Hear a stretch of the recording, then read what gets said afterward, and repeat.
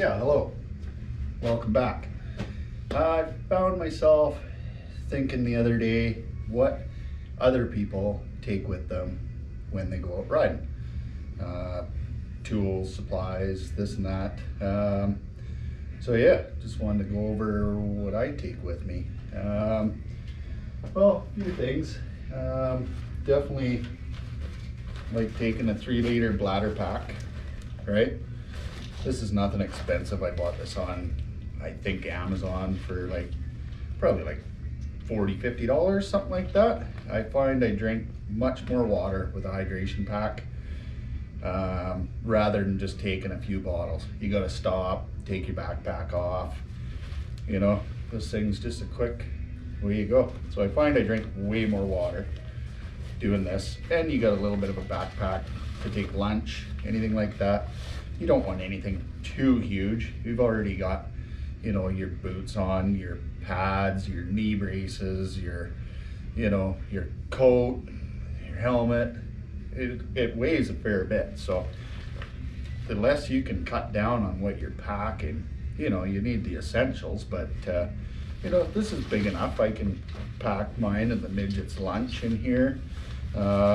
I keep a few spare granola bars. I usually have more than this in here. Usually try and pack like 4 or 5, 6, something like that, just in case. You never know. A little bit of toilet paper.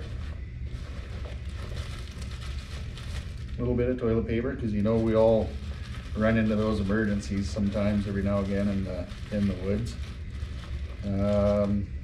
Yeah. Bottle of aspirin. I've been told that if you take an aspirin before you ride, I deal with arm pump pretty greatly. I get it fairly bad sometimes if I'm riding really hard. They say that if you take an aspirin, it helps thin out your blood a little bit, so you're not pumping. And you know, we got to keep in mind not to do the old death grip on the handlebars. You know, the bars are only there to hold the controls. All right, so yeah, a little bit of aspirin. And you know, I'm in my mid-40s. Another guy I ride with is in his early 50s. So I mean, we're not getting any younger, and the chances of you know, heart conditions, possible heart attacks, whatever, and you can slow it down with an aspirin. I mean, we're not getting any younger, so you know, take every precaution we can. There's actually a trail down in Washington State that is called the Heart Attack Trail. A guy actually died of a heart attack on this trail. So take any measures we can. Okay, so that's kind of food and water, amenities, whatever. Tools.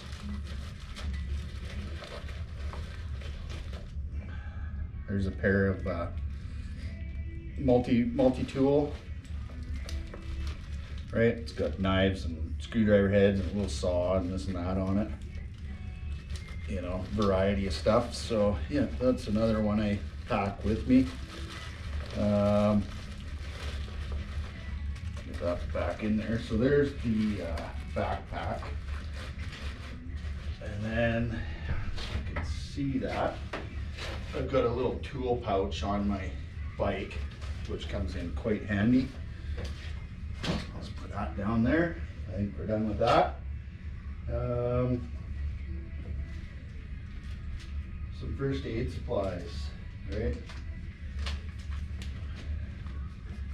These are cheap. They've got everything in it that you need.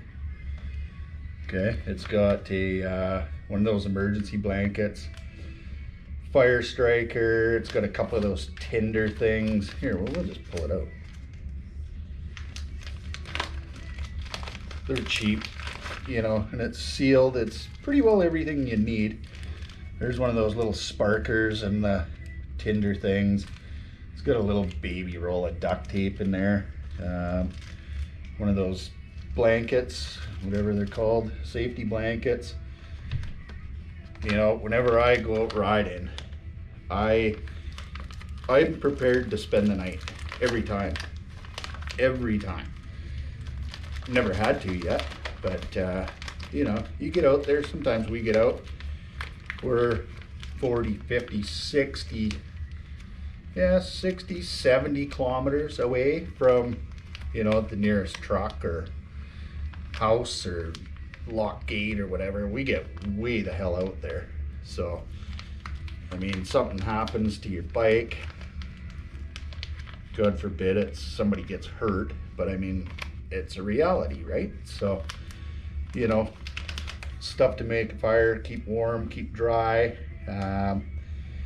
You know, I haven't had to spend the night, but I'd sure like to be, if I got stuck out there, whether it be injury, catastrophic failure, I want to make sure I'm making it through the night, because you could get bloody cold out there, especially if you're injured, you know, waiting for somebody to come help you.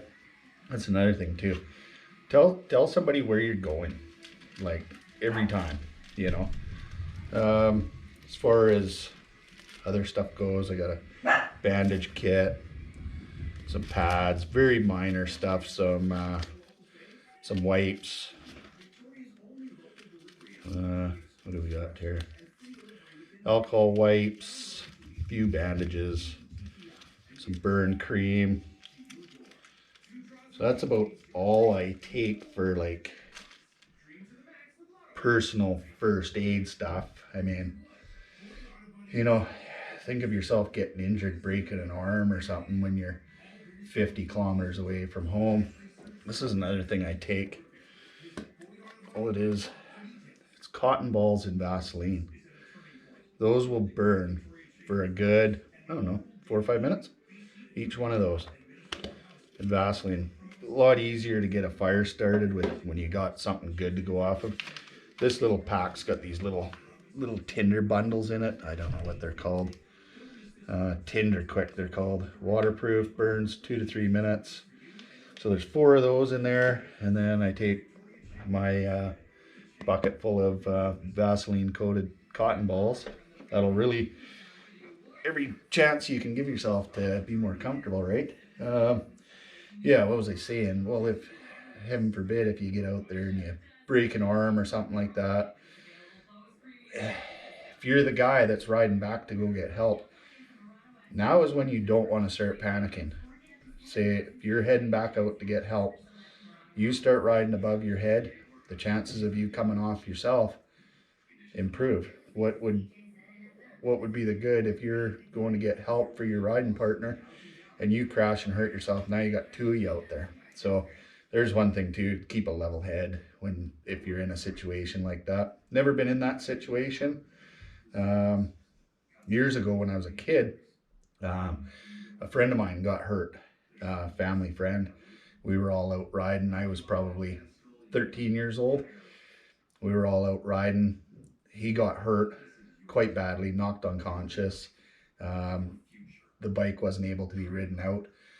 So my dad and this fella's dad took off to go get a truck.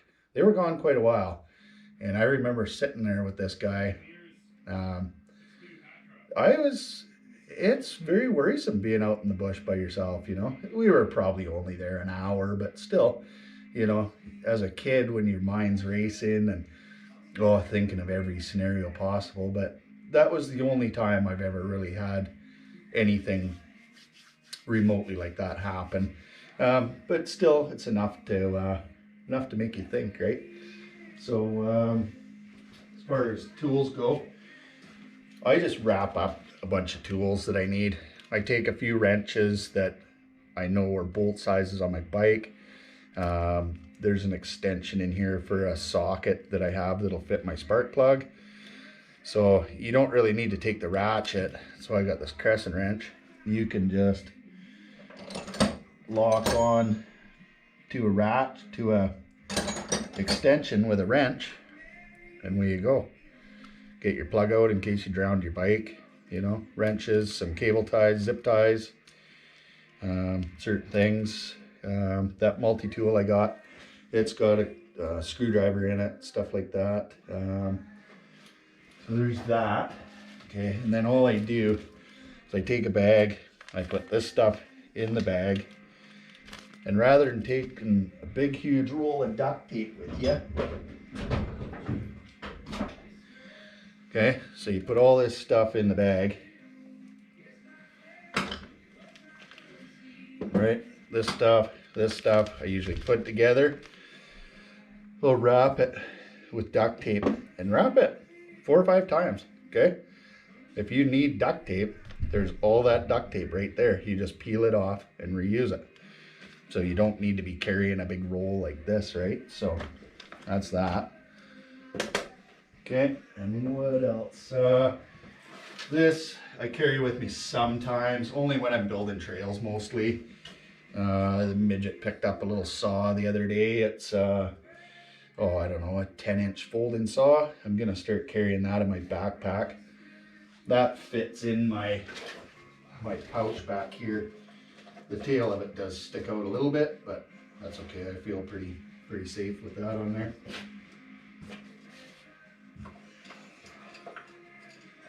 Okay, tow rope. A couple buddies of mine went riding one time. He blew his bike up. He had an old XR 250, and he blew it up. They were able to find some steel banding, maybe off of old lumber lift or something like that, and he towed him out with that. Seen guys use belts before. All this is an old ratchet strap, and I fixed another end on one end, so tidy that up with some tape, keep it nice and neat. You know, that stays in my thing all the time. These aren't huge items, you know, not a lot of weight. A couple various hose clamps. Oops. A couple hose clamps, stuff like that. There's one in here. Okay. I carry a little tiny screwdriver. So this is primarily so I can adjust the clickers on my bike. That's all I have that for. I don't think it's going to do much good for anything else. It's not big enough. Okay. Here's the must I carry with me all the time now. I didn't before. You watch some of my other videos, I ended up punching a hole. I've done this up with this steel stick now, but if you recall in that other video, I think it was the curse of the crossover trail. I dumped my bike over. We were 50 kilometers from my buddy's house. We were 30 kilometers behind a lock gate. Transmission side, I dumped my bike. It landed on a rock. I pick it up. It's pouring frickin' oil out of this thing. And we're 30 kilometers behind a lock gate. So, JB Weld steel stick. This is just, we've obviously used it.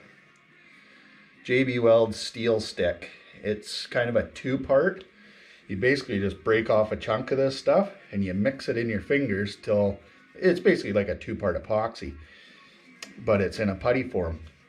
I would have been able to clean that casing up. That's all I did to it to fix it. It's nice on the inside. I kind of ground it down a little bit so nothing would fly off, but I didn't have this at that time. So that's where my duct tape wrapped stuff, I ended up using duct tape.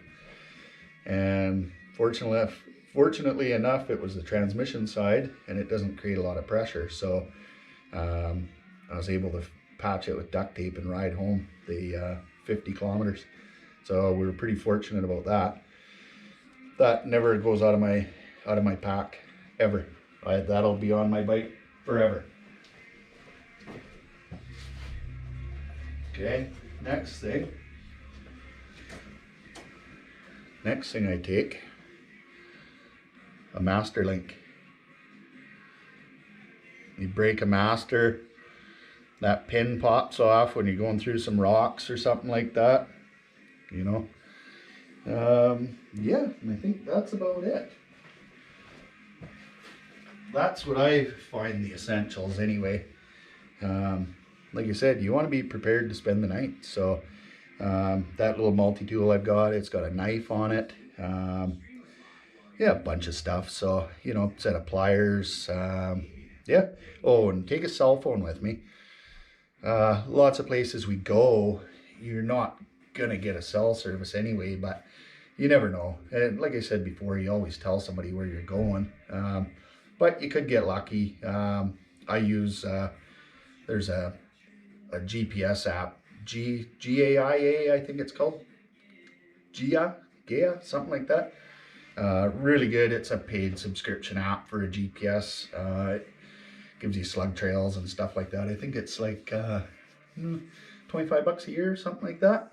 So pretty reasonable for what it does for me. So yeah. And the midget, she's got a pack full of tools, a few things. No riding this weekend. We got a bunch of snow this weekend, so yeah, look up in the hills, it's all snowy. So no riding this weekend, and we ride a lot.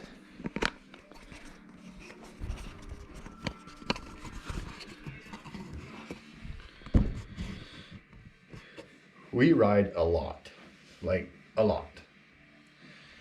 And yeah, those are just the basic things that we take with us on a weekendly ride. We pretty much ride 11 months of the year, except for the odd weekend like this where there's too much snow around. This time of year we got to stay in the valleys anyway.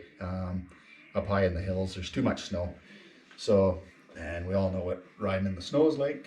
It sucks, totally sucks.